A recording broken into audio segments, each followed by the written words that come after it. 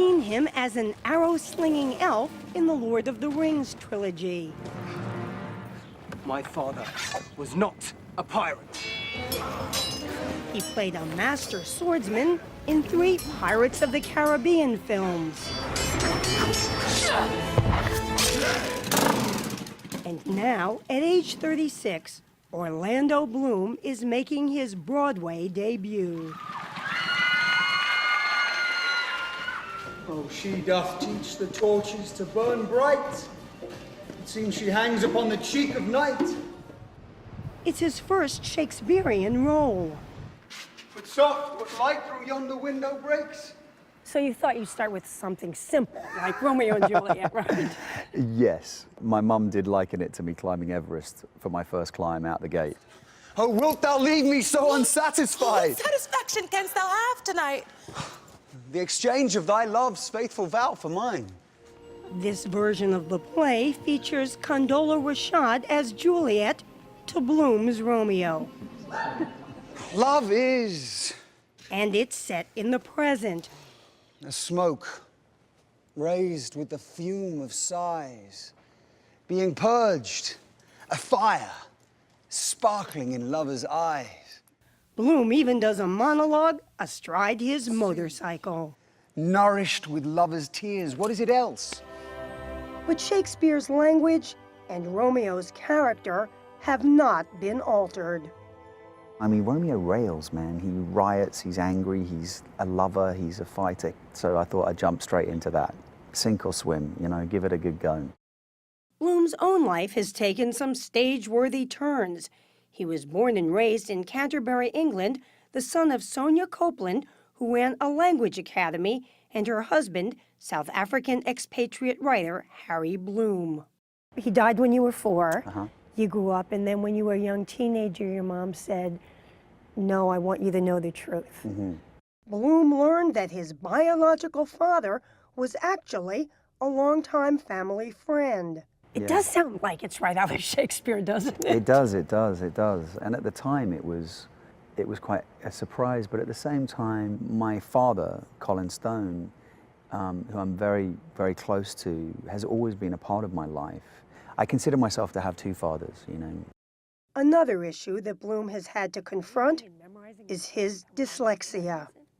I always felt like I probably had to work twice as hard as everyone else to get about the same distance as a kid at school. But I think that gave me character and taught me a lot about hard work and what it took to get somewhere. At 16, Bloom moved to London to study acting and got a few small television and film roles, including playing a male prostitute in a film about Oscar Wilde. Looking for someone?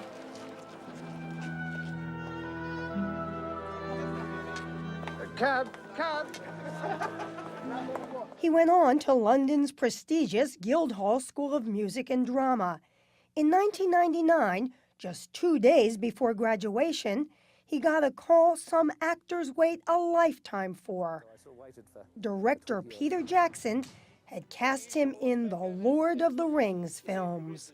Happy graduation, right? Happy graduation, indeed. It was ridiculous. I remember the first time I got the call, I was standing in my flat in London, and for about a week, I called my agent 3 or 4 times a day to say, is it real? Really? They haven't changed their mind? Have they changed their mind yet? No, they hadn't. Have you heard nothing Lord Elrond has said? The ring must be destroyed. And the Lord of the Rings movies went on to be among the highest-grossing films of all time. Bloom played the elf Legolas, a skilled archer. The Horn of Gondor. What about that character? Is he dear to you still? Oh, absolutely. It was a remarkable experience. You know, Pete really gave me my start in life. So when he called to say, you know, we're thinking we could probably squeeze Leggy into The Hobbit, I was like, tell me when you want me there. It is not our fight. That film, a prequel to the earlier movies, opens next month. Bloom has made more than a dozen other movies. Who makes all these?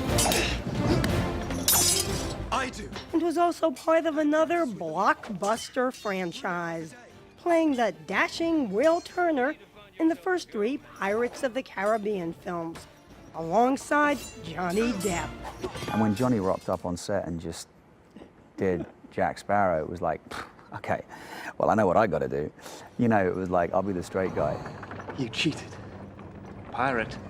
He's become an international star, a heartthrob mobbed by screaming fans at Romeo and Juliet. But his high profile has also attracted the paparazzi, who went into a frenzy when Bloom recently announced his split from his wife of 3 years, Australian model Miranda Kerr, with whom he has a child. It's been very challenging in many ways. You know, I love Miranda, she loves me. We both adore and love our son. We both recognize and realize that we're going to be in each other's lives for the rest of our lives, raising our son.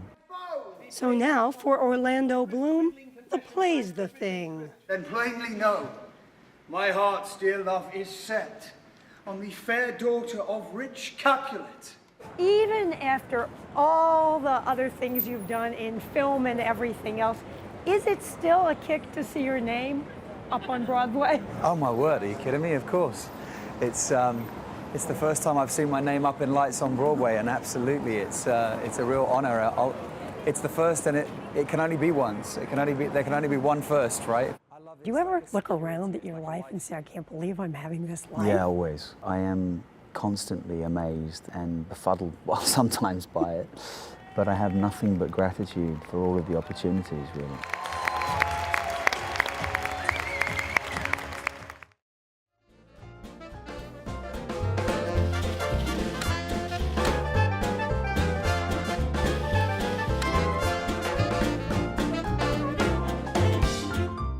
In fair Verona where we lay our scene, from ancient grudge break to new mutiny, where civil blood makes civil hands unclean. From forth the fatal loins of these 2 foes, a pair of star-crossed lovers take their life, whose misadventured piteous overthrows do with their death bury their parents' strife. My guest today is one of Hollywood's biggest stars, thanks to his work in the film franchises The Lord of the Rings, Pirates of the Caribbean, and now The Hobbit. He's making a dazzling Broadway debut as the romantic hero of Shakespeare's Romeo and Juliet on Broadway. Please welcome Mr. Orlando Bloom. How you doing? Good. Thanks for having me. Great to see you.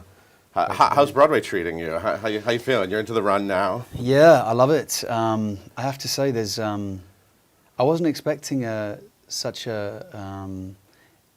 a real community feel about Broadway, the community of Broadway, and I really love that. Yeah. You know, after the theatre, grabbing a drink at one of the local bars or restaurants, people catching other people's shows, feeling connected, involved. You know, I'm really appreciating that aspect of it. How do you like the schedule? Do you like the theater schedule? Are you wired after the show? I can't imagine how actors you definitely can't do a show, go to sleep. Go to sleep. No, it's yeah. I'm definitely slightly wired after the show. Even if I've been a 2-show day, it's kind of like you're just sort of buzzing. And particularly with a character like Romeo, so I tend to sort of try and wind down either with a friend and a drink, or just you know, chilling out, but at home, you know, before crashing. I like the schedule, to be honest.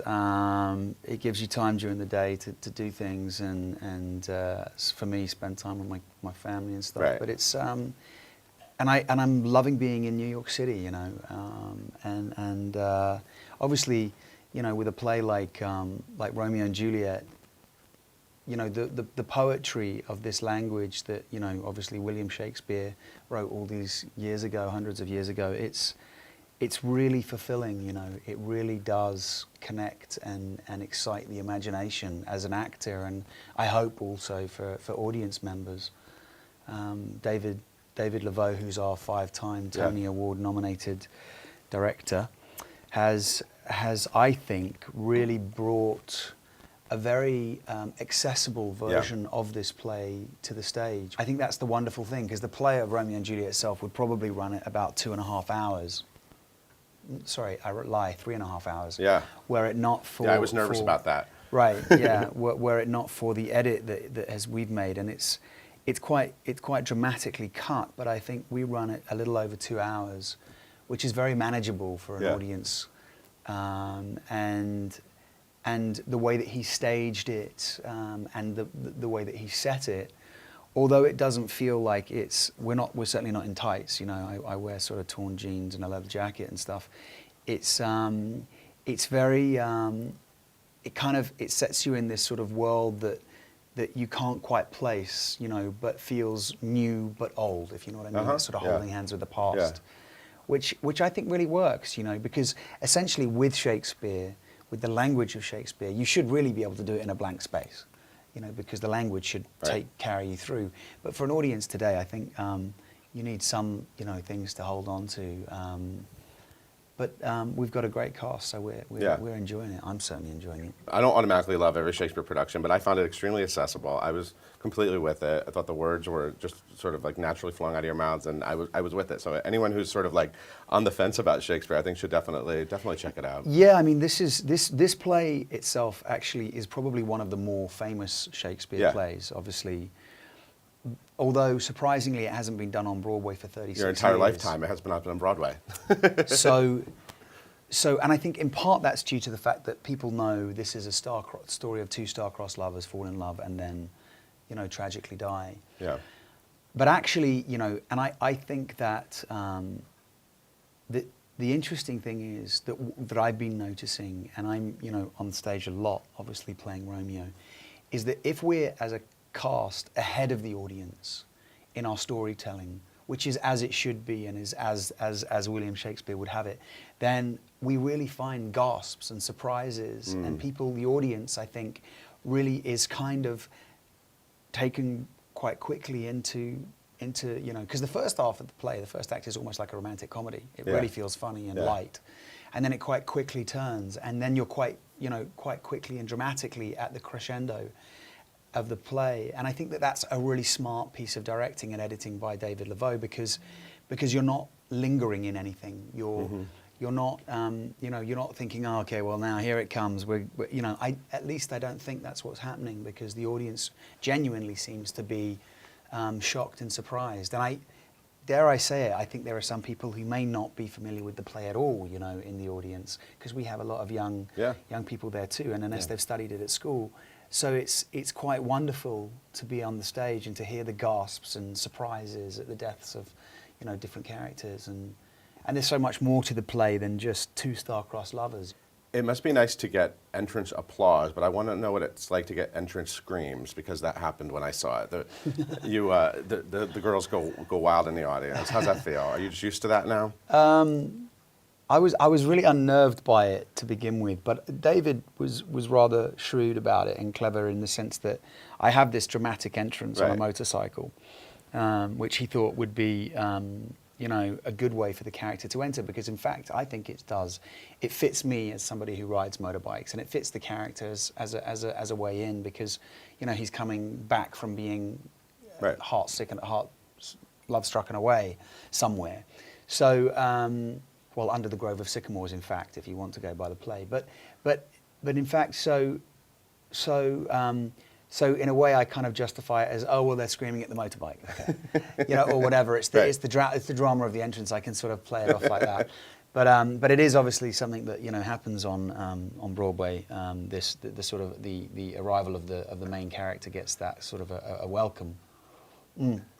It's not something I'm necessarily familiar with, although I did get a little bit of something like that when we were on the West End. But it's a sort of, it is an interesting phenomenon, but I pass it off as it's the motorcycle. It's not you. Yeah, it's not you. It's the motorcycle. It's an awesome bike. The motorcycle is doing a great job for me. It's working wonders. Yeah. So what's it like actually riding it on stage? So you do ride in real life, but like you're riding what, like 30 corner. feet? Yeah, it's a tight corner you're going around. It is a tight corner, and it's all good so long as the bike starts, and it's all good so long as the bike stays where it should and doesn't fall over, which it has done on 2 occasions. Okay. But even that is all good, because it's live theatre, and you know, it leads into a very exciting thing. The only annoying thing is if it were to complete, it stalled a couple of times, which kills the moment. Yeah, that's not cool. Not cool. And if it were to stall, then we'd have to push it off. But we've kind of, myself and Conrad Kemp, who plays Benvolio, have discussed what we would do in the event that it didn't work. And that involves sort of us pushing the bike off stage, which I think would be quite amusing in itself. So there are. I don't know. It's not as badass as what I saw. No, I mean the entrance is pretty cool, you know, as it is. So I also saw on the marquee there's a quote that says that you set hearts racing, which actually sounds kind of like a terrifying medical condition. And I'm wondering, have you ever actually witnessed someone's heart racing when they meet you? And you know, I mean, it sounds kind of scary to put someone in that condition. Actually, it is kind of scary, and I have, funnily enough, on a few occasions. Had the heart racing syndrome call an ambulance. Before myself, yeah. It's when the eyes start rolling back in the head that you really have to worry. Let's talk about Condola Rashād. I love that girl. She's your Juliet. She is, yeah. She sat in that chair. And she's a great girl. She is. Big talent. And I heard that you were attached to the production and you had some chemistry tests. Yeah. With different actresses. How do these chemistry tests go? How do they go? Yeah. Like, I mean, you just sit there and different women come in and try to have chemistry with you? Yeah, exactly. That sort of thing. No, it's always, you know, I mean, I've auditioned for everything really I've ever worked on, and it's an audition process. And I actually worked with David prior to being involved in this, and so it was a form of an audition with David. And actually, to begin with, he didn't think I was up to it. So. Oh, really? That's a longer story. You had to convince him. But no. So we had once I was sort of set, and we'd sort of, me and David had fallen in love with the idea of each other in the play. It was then about who would be the right fit for Juliet, and so of course there was a few different people to consider.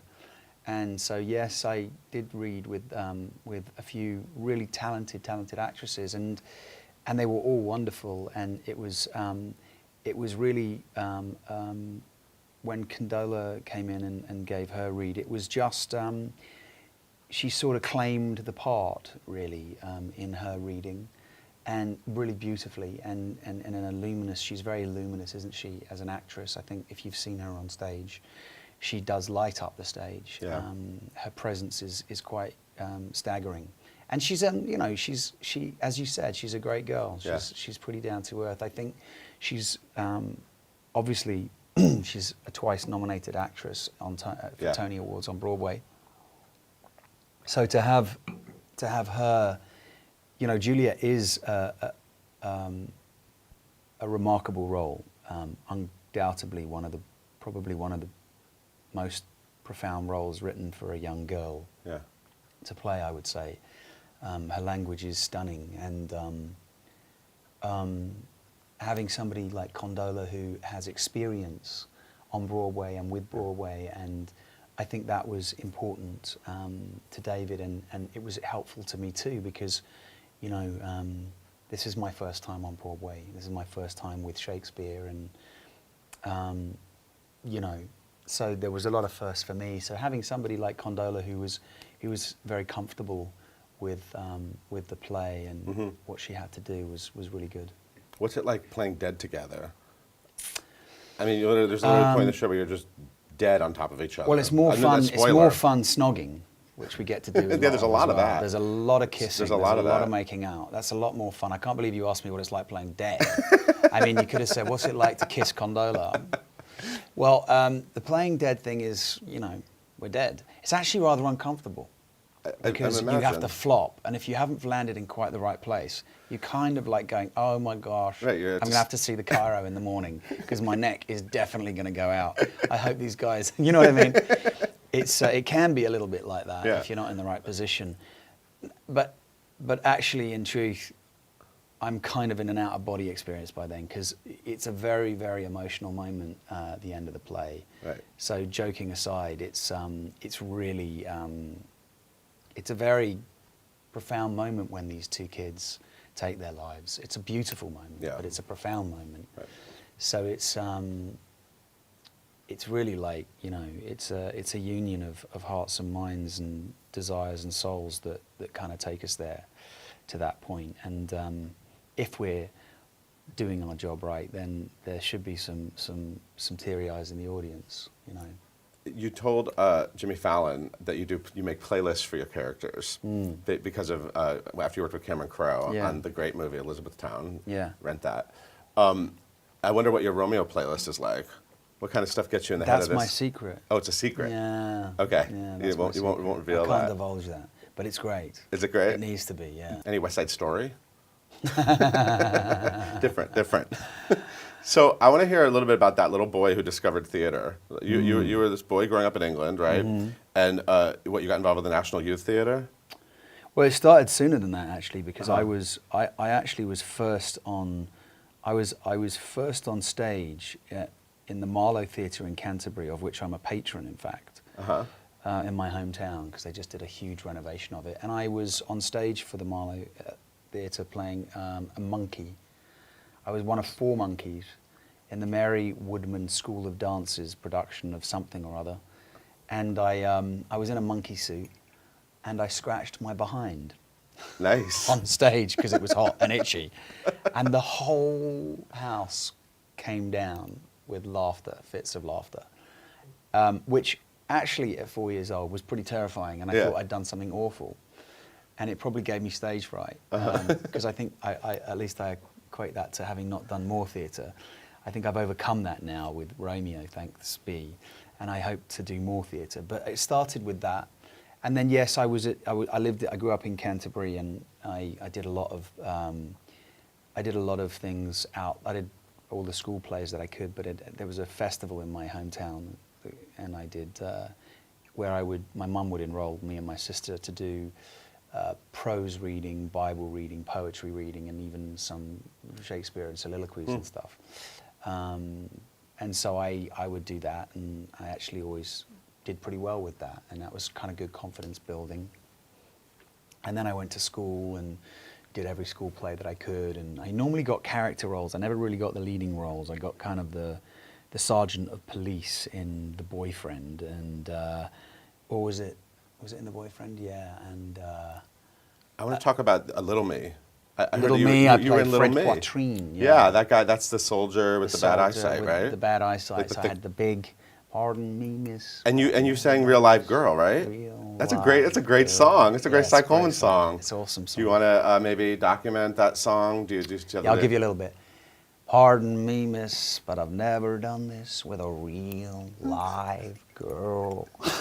Thank you for that. Straight off the farm. Yeah, but I really went for it on stage. Actually, I should have gone for it here. It would have been funnier. But no, it was funny. It was actually, that's how I got my manager, because her brother came to see that show.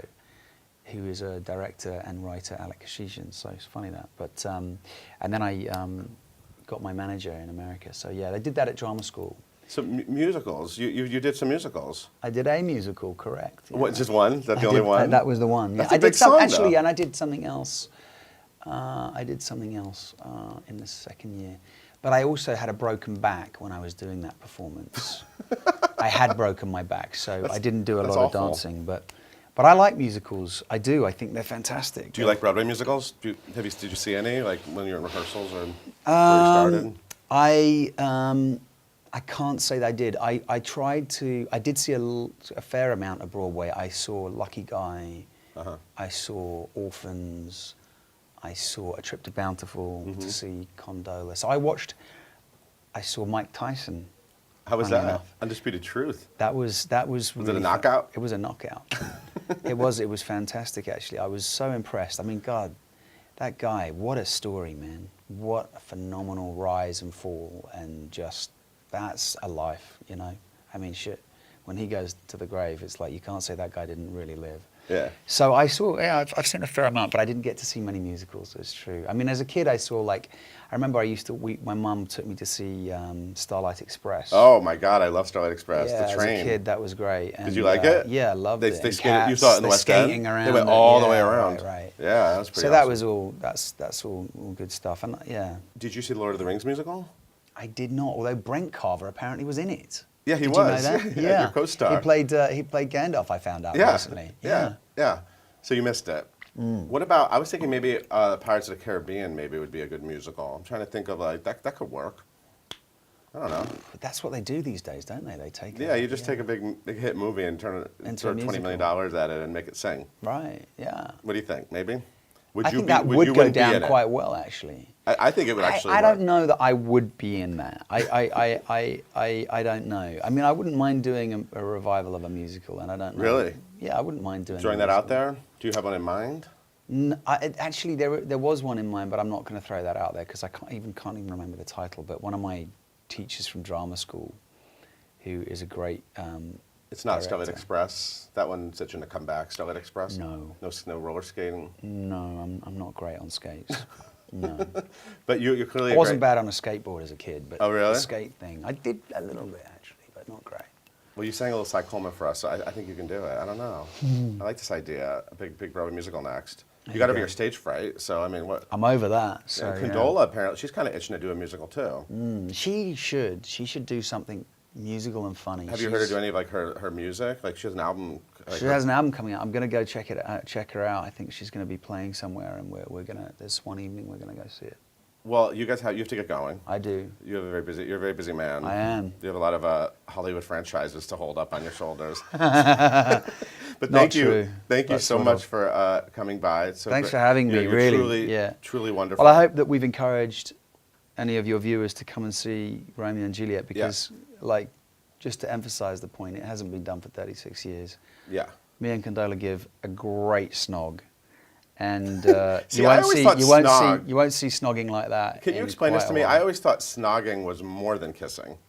Well, I like to think we're giving more than a kiss on that stage. I really think it's an opportunity that shouldn't be missed. Yeah. Because, you know, it's not often that you get to see William Shakespeare on Broadway, or this play particularly, and done in this style, in this kind of accessible fashion. So come and see it. Come and see some snogging. Get your heart racing. Get your heart racing. Is that what it says? Yeah. Thank you so much, Orlando. Thank you. So great to meet you. Thanks for having me. I love the show. Everyone needs to check out Romeo and Juliet at the Richard Rodgers Theater. Thank you. Thank you for coming. Thank you for Cheers. watching. See you next time.